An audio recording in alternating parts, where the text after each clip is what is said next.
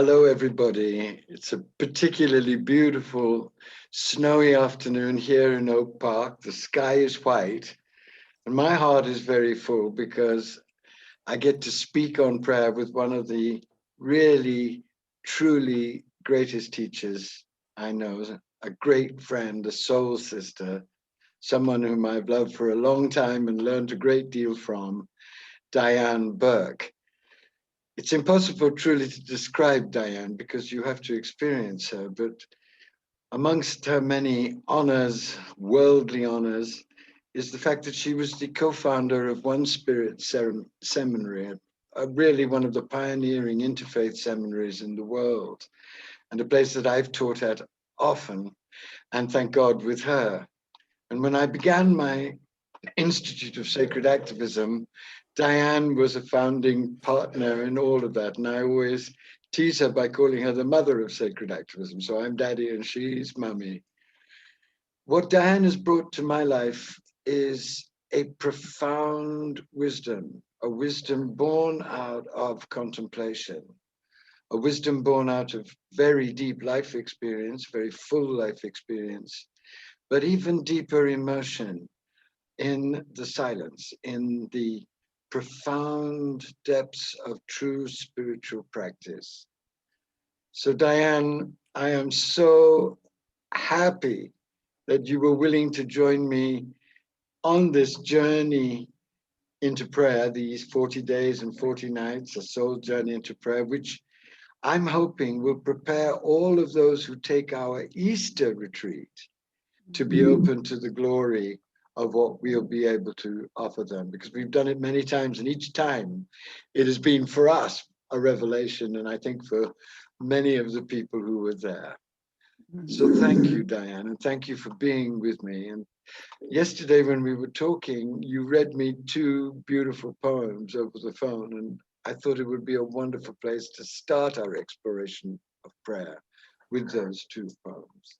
So, thank you, Andrew. I would love to do that. And just before I do, I was thinking that part of the reason that we love teaching together on Easter is that we actually met on an Easter Sunday in New York City at a service that One Spirit hosted with our mutual friend, Marianne Williamson. I remember sitting in one of the first rows and turning around and seeing a face that looked familiar, but was someone I didn't know.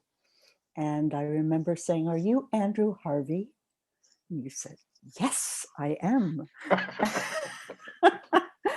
And I never forget that sermon she gave. Yeah. I mean, the angels must have been dancing with delight. It was so extraordinary. Absolutely. But that was where our That's true. wonderful, precious friendship began, so that whenever we celebrate Easter, it always feels like a celebration of sacred friendship as well. And I'm excited for us to tell people about this coming Easter a little bit later in our conversation. And I love the fact that you used the two words sacred friendship, because in very many deep ways, that's what prayer is, isn't it? Very much. Is establishing a sacred friendship with the divine within and without, turning up into this extraordinary, mysterious, direct relationship we are offered beyond all imagining with the divine. Yeah, I love that imagery, because for me, prayer is very, even in silence, prayer is very relational. And whether we experience the divine, I think we experience the divine in different expressions at different times and in different needs in our life, whether it's as friend, whether it's as loving parent, whether it's as creator of the entire cosmos. But it's always about being in relationship and allowing ourselves to enter into the fullness of experience of relationship.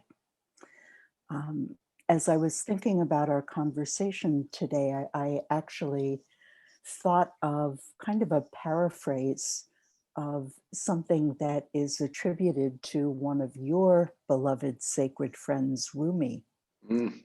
who said something to the effect of what 40 days, I'm sorry, what 40 weeks in the womb does for the growing embryo. 40 days and nights in prayer, in spiritual practice, in early morning communion with the beloved will do for your growing awareness. So That's so beautiful. I'd never heard that. Oh, that is so, and this is the whole point of doing this journey at this terrible, tragic, dangerous, incredibly depressing, incredibly challenging time. That's why I was so passionate about getting it out, to help people birth themselves into the glory of spring, the bursting out at Easter of new life on every level, in every realm. wonderful, wonderful. So one of the passages, one of the poems that I shared with you yesterday, Andrew, that I just love is by an author named Joseph Grant in a book called Wandering and Welcome. And he says this about spiritual practice. True spiritual practice harbors this intention, the handover of self that places us on a collision course with grace. I love that. That places us on a collision course with grace and draws us into a deepened state of readiness.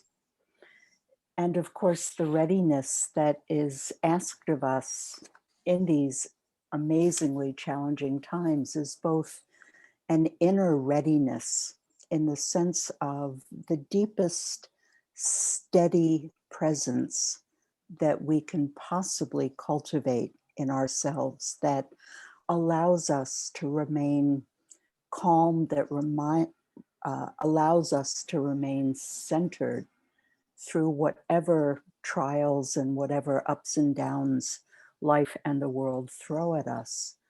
But of course, also the readiness to respond to what the world asks of us, to what the people around us ask of us, to what the divine asks of us in terms of being the voice and hands and arms and legs and feet of love on this earth.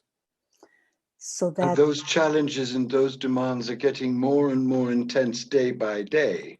day by We day, see so many people suffering horribly, suffering from economic distress, suffering because they've been on the verge of eviction, suffering because they've lost people from COVID, suffering because they find the political atmosphere just devastatingly miserable, suffering because they're waking up to the agony that the whole world is going through, not just through COVID, but through all of the other exploding crises in our global dark night.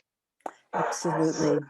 I know that one of the things that has been so essential for me during these almost a year now since COVID hit the United States and since many of us entered into lockdown, has really been the sustenance that comes from immersing myself in inspiration and in beauty. I find it's like oxygen for me these days, whether it's music, whether it's beautiful visuals and art, whether it's dance, whether it's poetry.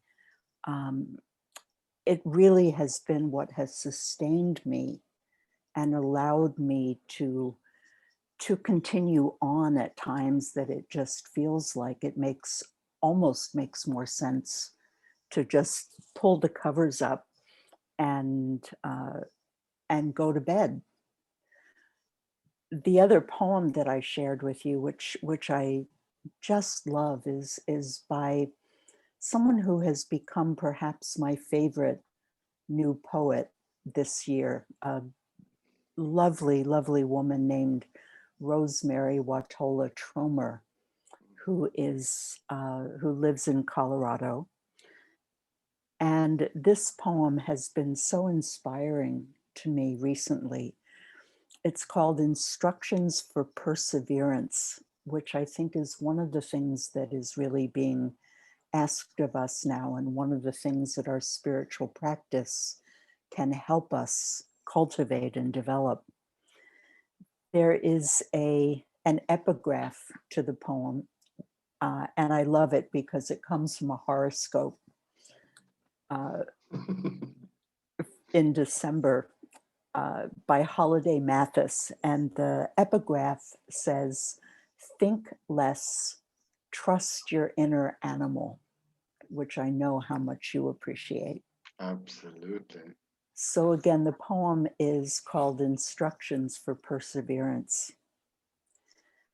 It's the chickadee that saves me today.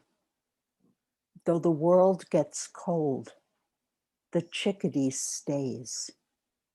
Despite snow, despite frost, despite lack of sun, it doesn't leave this winter land. Oh, tough little bird who sticks around, who thrives in any weather, whose cheerful tune spirals like hope through the frigid folds of December, as if to say, let it come. I can sing through anything. Let it come. And It's such a wonderful image of prayer too, isn't it? Absolutely. The chickadee is the prayer within us, the one that in whatever circumstances we find ourselves, however dreadful, however painful our lives may be, nevertheless, we reestablish that joyful, hope-giving, hope-nourishing connection with the divine simply by turning up with faith in prayer. Yes. That's so astonishing. And wonderful celebration. Yes. Praise and celebration, and remembering that the world is meant to be celebrated, as Terry Tempest Williams says. Not just celebrated, also to be celebrated in intimacy as belonging to us. Yes, and we belonging to it. Right. And isn't that too what prayer is so wonderful at awakening us to the absolutely poignant and pointed intimacy that is ours to claim with the divine within and the divine without. All we need to do is to start talking inside our hearts to God, knowing that God is all around us, in us, and listening with supreme love and supreme interest, curiosity about the depths that we're exposing to God. One of the things that I love, Andrew, that comes from my Jewish roots is a Jewish spiritual practice that is really simply talking to God. And the practice, if at all possible, is intended to be done outdoors, and preferably when you are alone and no one is nearby, so that you can speak out loud. And the practice really is simply just pouring out your heart as you would to the dearest, most trusted, most intimate, most loving and accepting friend you could possibly imagine. Just pouring out your heart and then saying, please help me. Please help me. So wonderful you said that, because when people come to me and say, I don't know how to pray, I don't know what prayer is, I always point them to that practice, because it's such a marvelous beginning, middle, and end for prayer. Stop where you are. Talk to the great pregnant silence of the divine. Let it hear what's on your mind. Don't edit yourself. Don't use fancy words. You don't have to be very grammatical. You can even talk like Trump if you like. No sentence structure. God doesn't mind. It's getting into that relationship that's everything, because you feel, if you really plunge into that practice, and I've done it many times, because one aspect of that practice is when you're really agonized, when you're really broken down, or when you're really angry with God. The Jewish sages say anger is a very precious form of communication. Don't waste it. When you're angry at God, don't think you're going to piss off God. God is not going to be affected by your anger, but you will be so much richer inside, so much more at peace inside if you get your anger out. And when I was going through the whole mirror business, I would go out into the desert, which wasn't so far from my house, and really howl with anger at the mother for what she was putting us through in this. And it was always amazingly healing. In fact, one time I was so angry with her, something terrible had happened, and I was walking down the street in Las Vegas where I was living with Eric at the time, and I stamped my feet and cried out. Thank God there weren't anybody around, so they didn't. I said, "You have got to stop this right now. No more. We've had enough. We cannot go through any more of this. We're going to die if we suffer more." And I promise you, the next day, the whole picture changed. And what I understood in my heart when I meditated on what had happened is that she was able to activate immense grace because I had claimed the intimacy of a child with his mother. I had claimed that intimacy. I'd been absolutely naked and raw from the depths of my suffering. And she must have smiled at that moment and just said, right, now I can set the grace in motion, because now he's really sincere. He really is asking me and trusting me with his whole life. So there's a very deep meaning in this practice. Yes, and I love what you said about activating grace. I've been thinking a lot about grace in these times, and find myself coming back to one of Ramakrishna's teachings, where he says the winds of grace are always blowing. Our job, our responsibility is to set our sails. And so the way I would understand the experience you had is not so much that before you prayed, grace wasn't activated, Right. but that you were somehow not The aligned. sails weren't in the right direction. The sails weren't in the right direction. Right. And one of the reasons I think that's so important, I think something that sometimes gets in the way for people with prayer as a practice is they don't know what they're praying to. Right. And I think for many, many people, the images of the divine that we grew up with, the kind of old man in the sky with, will stretch out his finger and touch the finger of Adam. I mean, beautiful in some ways.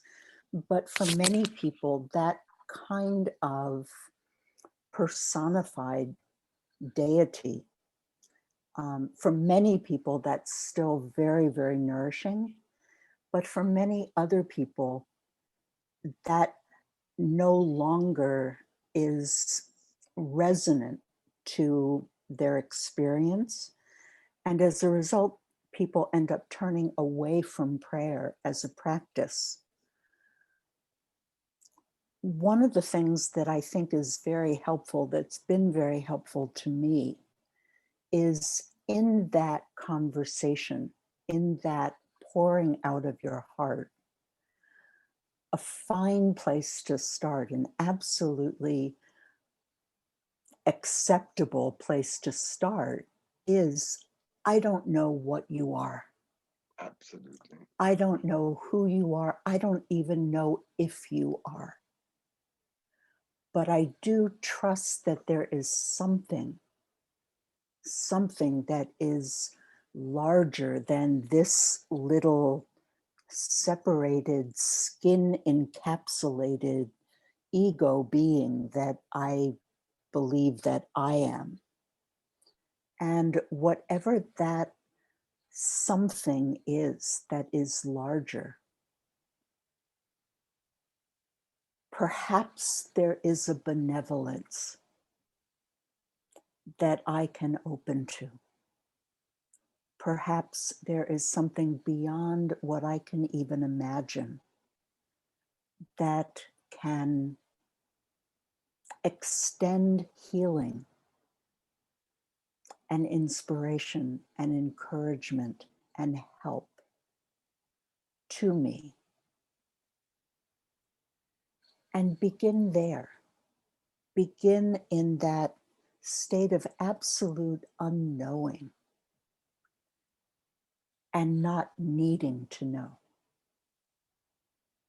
But in a sense, calling out to whatever force, whatever presence of benevolence, whatever source of grace exists in the universe, and just reach out.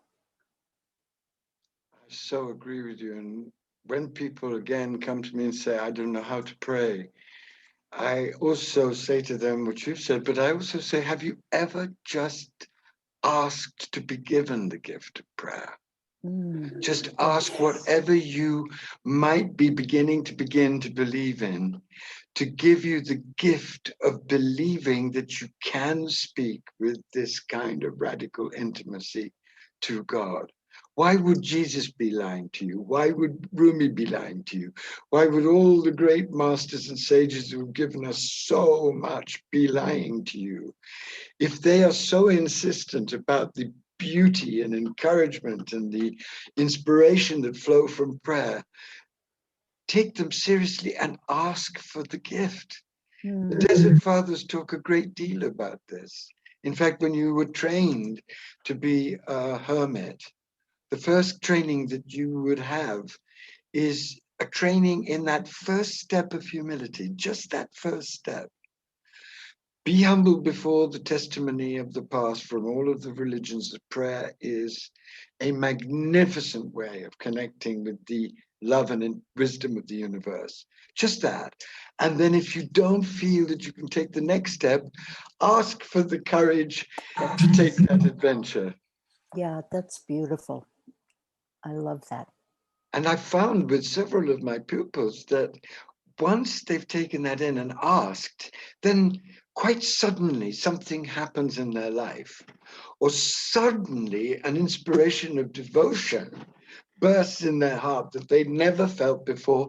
And then they find themselves talking quite naturally and with great joy. And then the wind, the sails are adjusted and the wind can start activating its amazing miracles in their lives.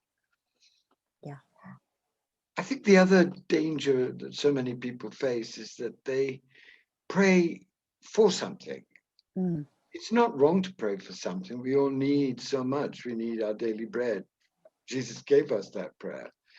But the true depth of prayer is only found when you really are wanting to turn up in the presence of your greatest beloved, your greatest friend. That's when prayer becomes something that no one has ever really been able to express, because it is so beautiful, because it's an invitation of that presence to reveal its subtle face to you and in you.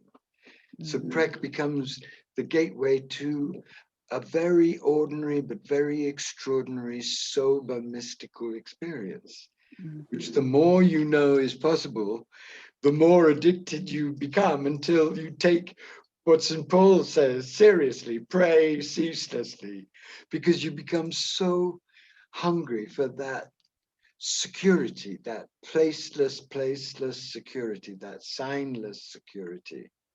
And you realize, yes, this is one of the many blessings we've been given as original blessing, this way of connection. Yeah, you know what's coming to mind as I'm listening to you, Andrew, is the experience when I was in my 20s. I was a ballroom Latin dancer. And I've seen the photographs. You should see these photographs. Elizabeth Taylor, eat your heart out. You are so beautiful. Thank you. Yes. And part of what I loved about the experience of ballroom dancing was the experience of moving in partnership. And even though we tend to think of, of that kind of dance as the man leads and the woman follows, that it's actually, as you get to more advanced expressions of that dance, it's not like that. It's actually moving as a single unit that is in continuous communication. And one teacher of mine described it as maintaining relationship through space. Mm. And I've been thinking a lot lately about the idea of living a surrendered life. And that image, for me, very much evokes that quality of the dance, that there's such a synchronization with the divine, however we understand that, that it isn't even a matter um, of saying your will, not mine. It's a matter of experiencing your will is mine, that there is only one will that is the very source of life, that is the very thing that animates the whole of life.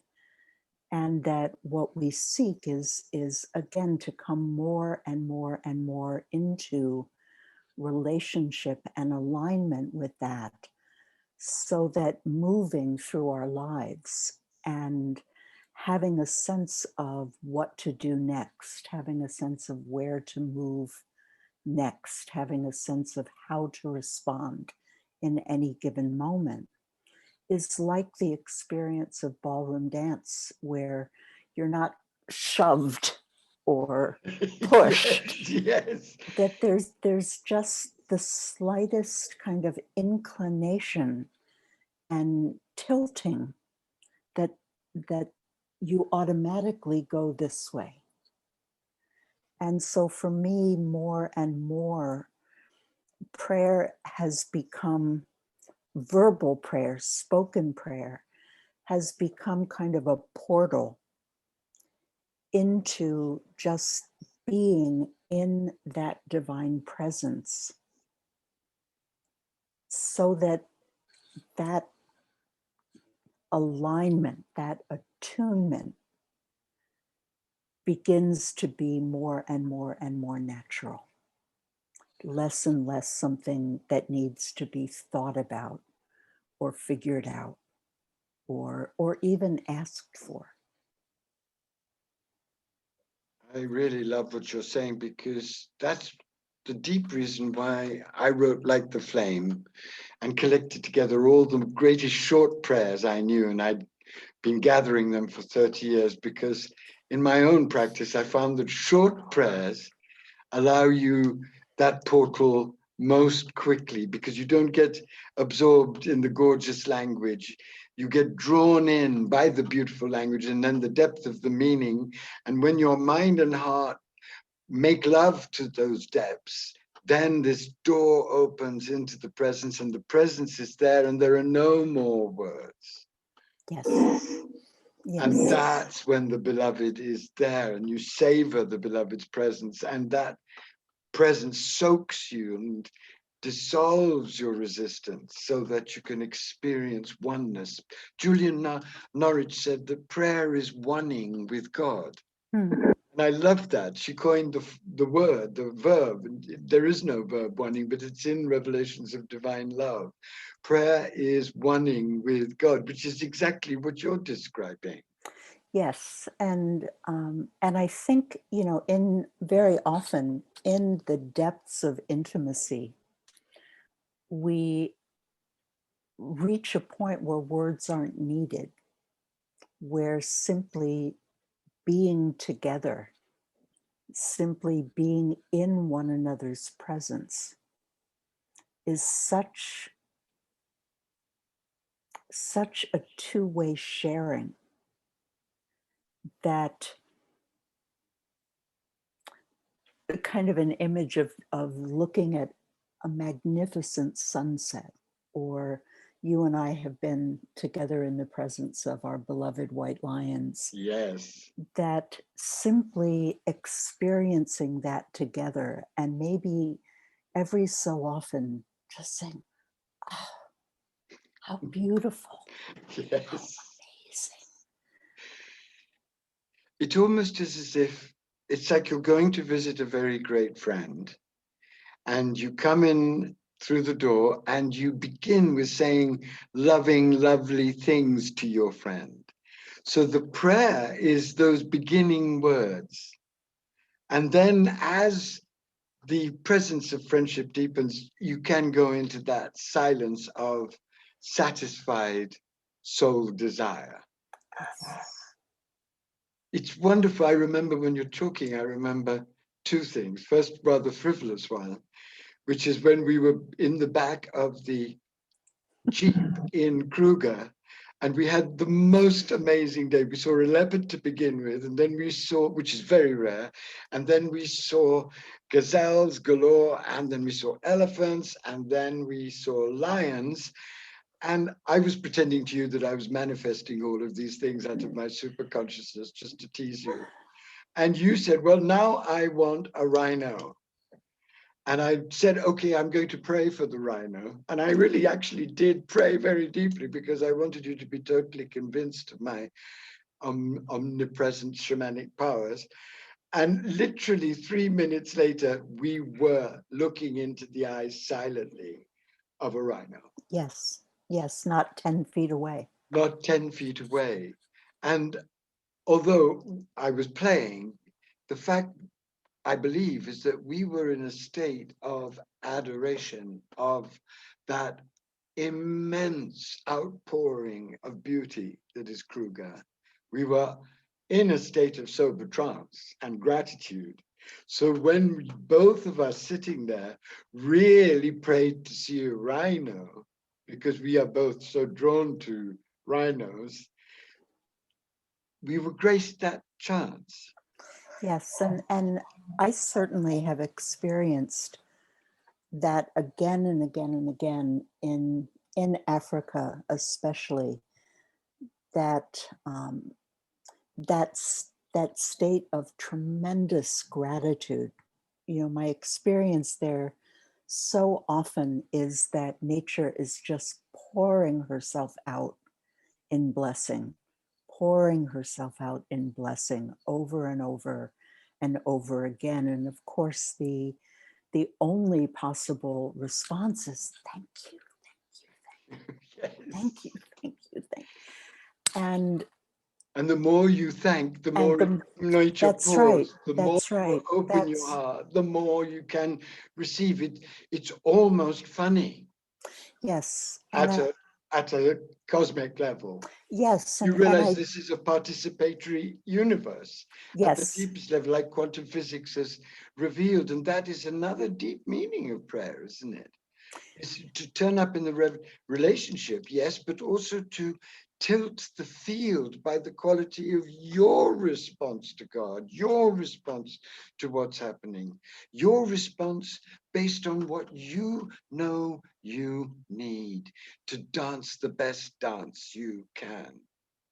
I often find, and I know you must have found this very many times as a teacher, we live pretty exhausting lives and we are pouring ourselves out all the time.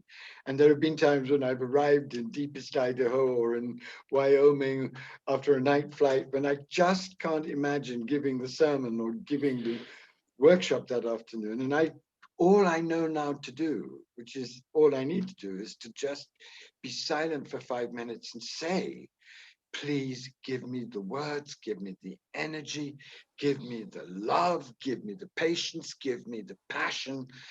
And I swear it's miraculous. Just that turning up in one's exhaustion, begging to be filled, activates so much immediate grace. It's something I would love to give to everybody, which is why I'm doing this journey, is the sense that when you ask for what you need to do the dance with your ballroom partner, the beloved, more exquisitely, more in service of others, you always get what you need. It's astonishing. Yes. And I had a very similar experience to what you just described. A number of years ago, I was between two back-to-back retreats that I was leading, and I was just exhausted. I had come into the first retreat already exhausted, and between the two, I had like an overnight. And when I woke up the next morning, knowing I had to go into working with another group of about 70 people, I just felt like I cannot do this. I cannot do this. I don't know how I can possibly get through the next 4 days. And it was as if, it wasn't like actually hearing a voice, but it was just this sense of hearing, we've got your back. We've got your back. And this sense of just being able to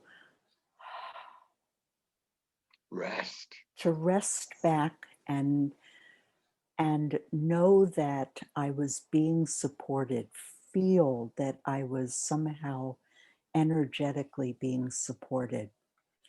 And I remember at the time I just burst into tears because it was such an experience of, again, of grace, but also that there is this enormous benevolence that is supporting us and holding us, particularly when we show up in the world to try to be of service, to try to be of help, to be a beneficent presence and force in life. It's as if the entire benevolence of life itself is there like a holding net of energy, and that somehow that simply our willingness to call out and the humility of saying, I can't do this alone, opens us, again, like setting the sails, to experiencing what is already there, but that we haven't been able to allow ourselves to receive. Absolutely. So many examples are coming into my mind, but what I was thinking when you were talking is that we are in a time of such suffering, but not just the suffering on a physical level, the suffering of half the country being enslaved by crazy, violent lies.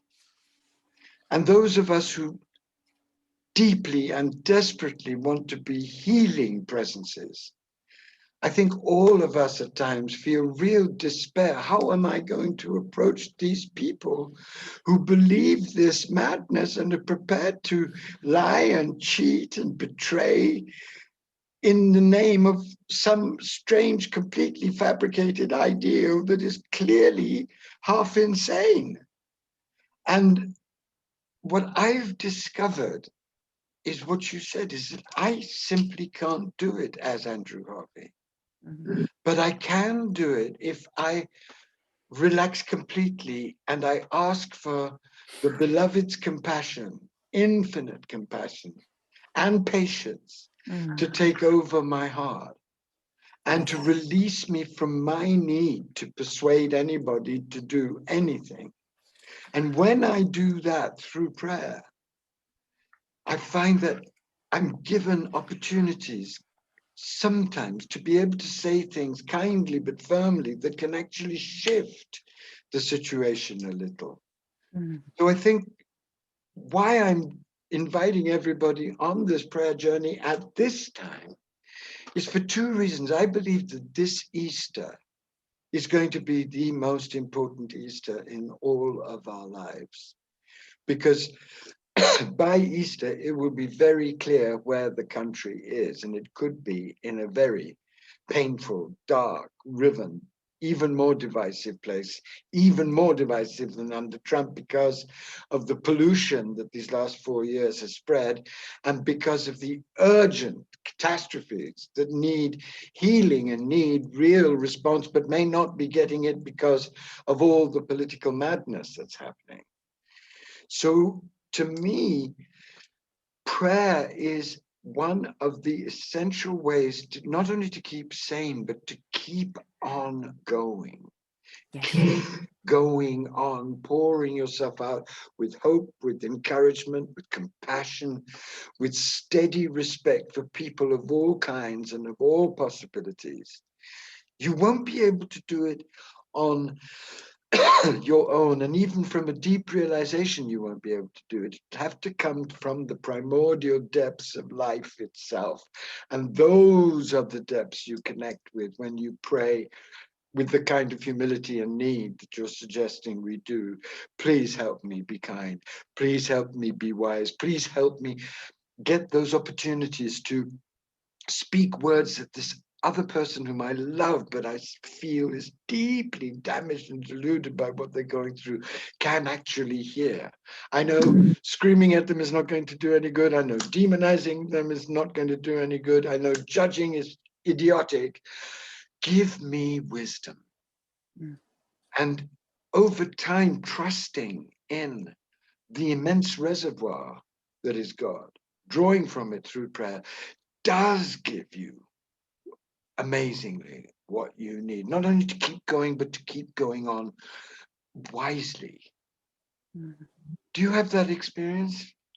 Yes, and I find myself thinking as I'm listening to you about how many people right now in the United States, and I'm sure in other places, are struggling with the fact that the people that they feel so divided from, so estranged from, Yeah, are their closest friends and are there, family? yes, our friends Yes, and this is family, agony. Yes. and how to how to remain in relationship is just a huge, huge um, conundrum for so many people now. And um, I think we all know so well that love, not in the sentimental or sugar-coated sense, but love in the sense of soul force that Dr. King understood and that Gandhi understood, that love is the only possible way through what we're facing now. And yet, in my experience, very often, if I'm really truthful with myself, I don't have the slightest idea of what love means. in a given situation. You know, we have a lot of ideas about what it means to love, and many of them are real distortions. You know, we think that love means letting people get away with anything. We think Right. love means putting on a smile and pretending everything is fine. We think that love means making nice and smoothing over any kind of difference or disagreement. And so I think one of the most important prayers we can ask right now is, teach me how to love. Show me what love, how love would express in this situation, and not assume that we know.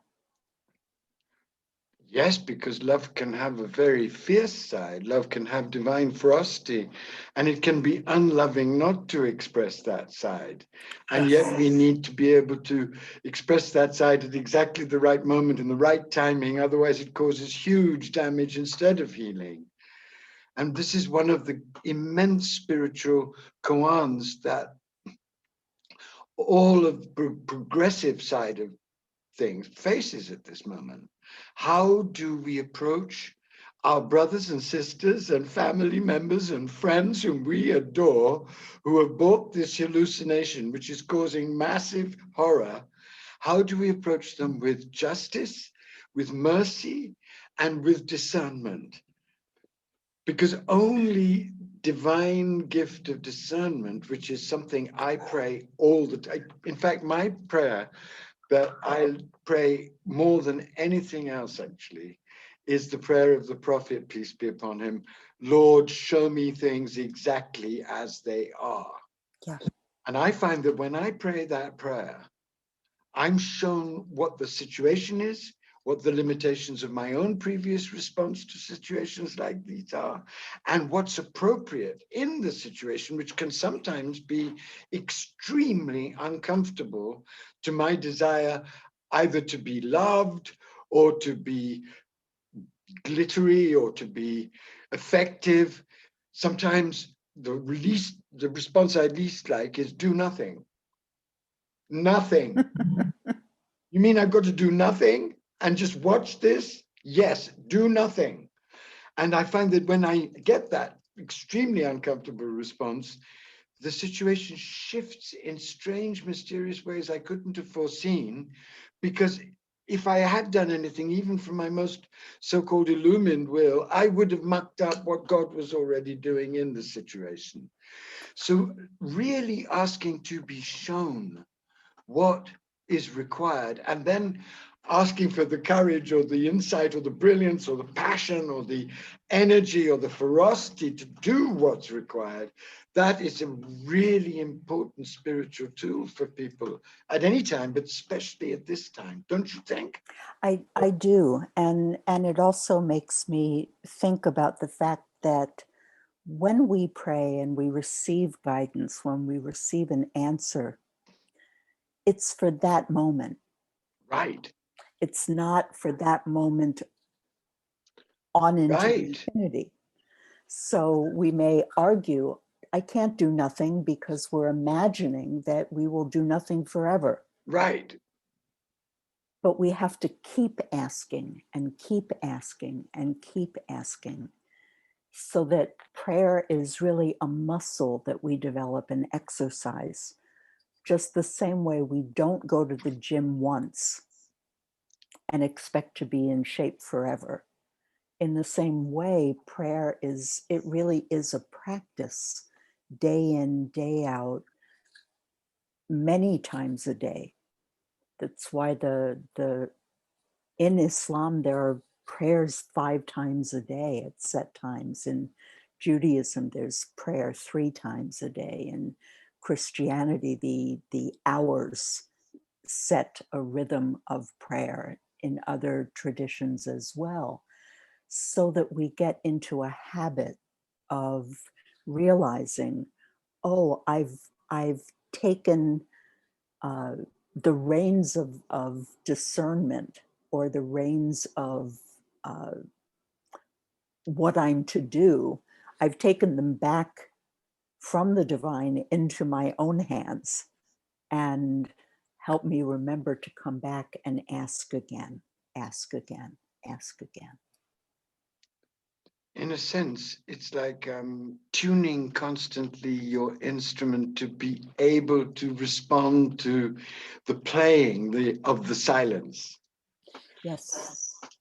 That you, through prayer, through constantly turning to prayer, to constantly opening yourself up to, you are then invited to be as supple and alert and ready and constantly able to shift as reality is itself. You're given by grace that suppleness of the dancer. Because in a great ballroom dancing, I love ballroom dancing and ballet, but also I love ice skating dancing. I love, we've watched it together with tears streaming down our faces because it's so beautiful. But the precision in ice skating has to be total, because if you don't split second time your movement, you will end up getting your head bashed on the ice or at the side of the ring. And I think we're going into times just as dangerous as that. Yeah. When this kind of attunement through prayer, through humility, through gratitude, through turning up, asking to be shown what's appropriate and to be given through discernment the exact right mixture of justice and mercy and clarity and compassion, that's not something that's just going to make our lives more beautiful. It's actually going to make the difference between whether the human race has a chance to survive or not in a situation as cataclysmic as the one that's brewing. Yes. And that may be one of the important forces of this situation, is that it's designed to drive us into prayer so that the intelligence that's actually allowing us to create this situation can reveal that there is a tremendous mercy in it, because it'll make us so much humbler, more grateful, more able to use these amazing tools to truly put our deepest impulses of love and compassion into a real effective action. One thing I think that is really important to emphasize, Andrew, that you and I have been actually talking a lot about since January of last year, when you last visited me in New York.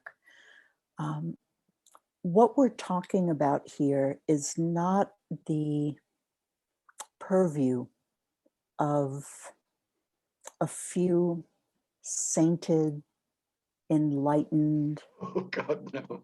beings.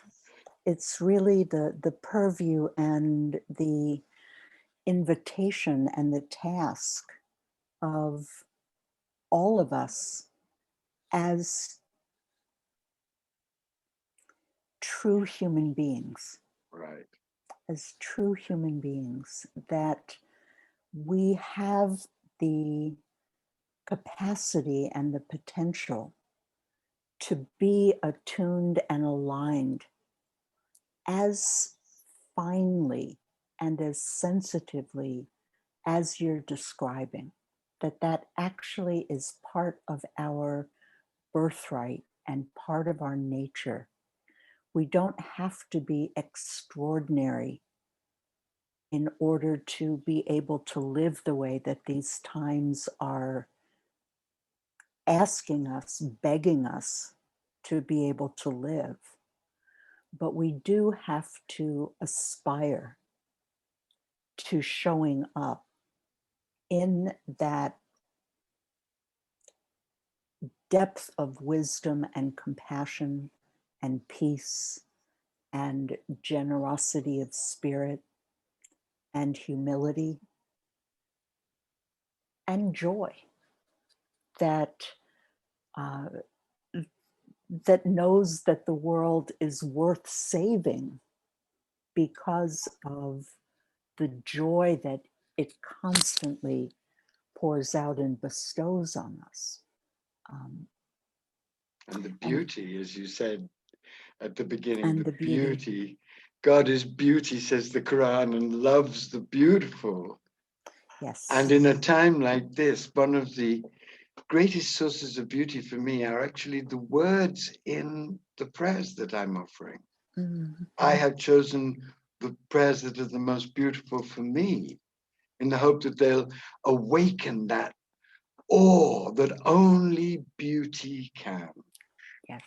And that is a marvelous place, perhaps, to draw this conversation to a close, because you and I could continue for hours, which we would both love. But Diane,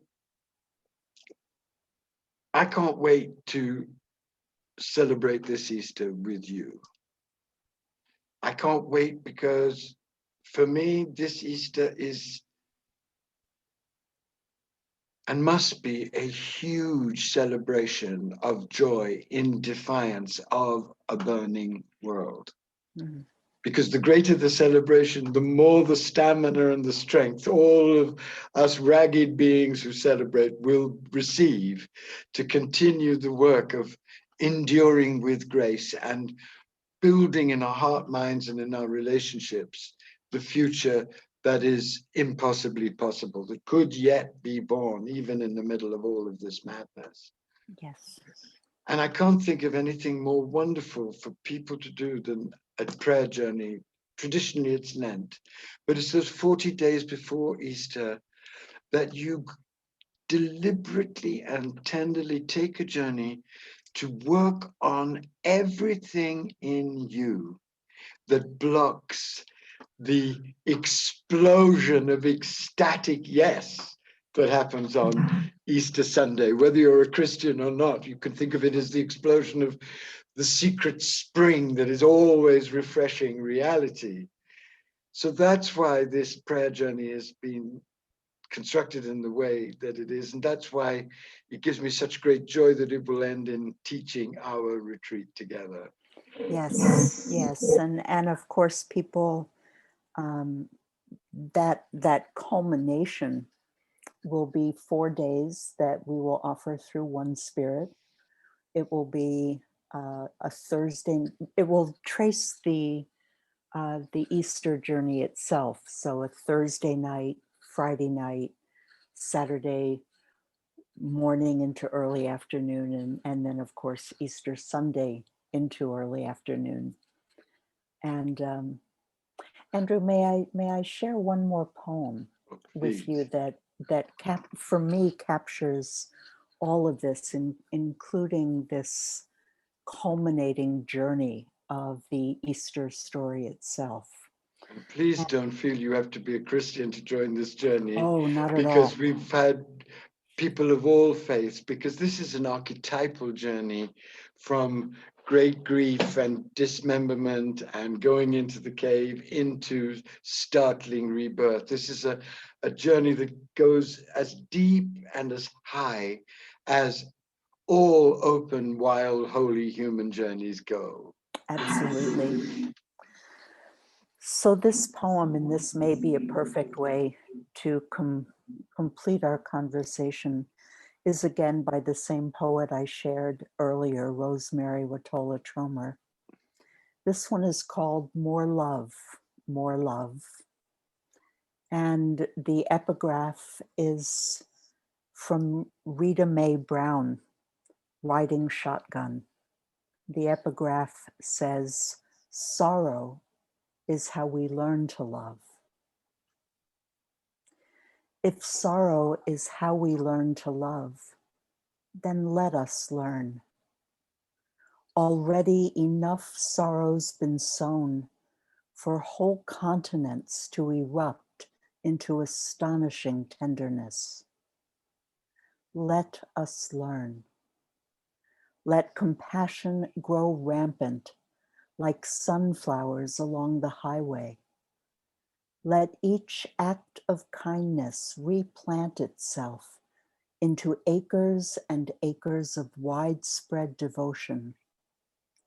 Let us choose love as if our lives depend on it. The sorrow is great. Let us learn to love greater. Riotous love, expansive love, love so rooted, so common, we almost forget the world could look any other way. I love you. I love you. Thank you, darling. Thank you for a beautiful dance. Bless you. Bless you, Andrew. Thank you.